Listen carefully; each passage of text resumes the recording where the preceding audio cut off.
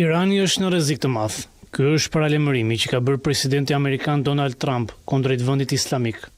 Reagimi i ashpër vjen pas sinjaleve se Irani ka avancuar drejt finalizimit të programit të saj bërthamor. I pyetur nga gazetarët se çfarë do të ndodhte nëse negociatat e nivelit të lartë mes Iranit dhe SBA-s dështojnë, Trump tha se gjithë rreziku do të jetë mbi Iranin.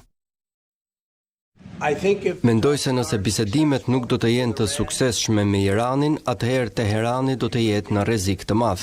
E urrej të them nëse do të përdorim aksione ushtarake apo jo, por është një rrezik i madh pasi ata nuk mund të kenë armë bërthamore.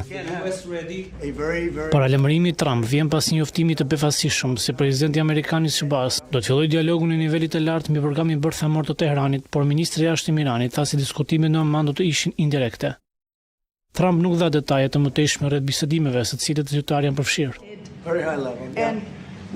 Niveli i lartë diskutime në një nivel shumë të lartë.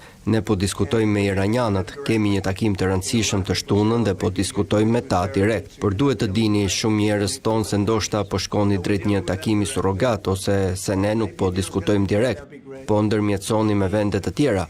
Jo, ne po diskutojmë me ta direkt. Mendoj se një marrëveshje do të bëhet. Kjo do të jetë një gjë e mirë për Iranin.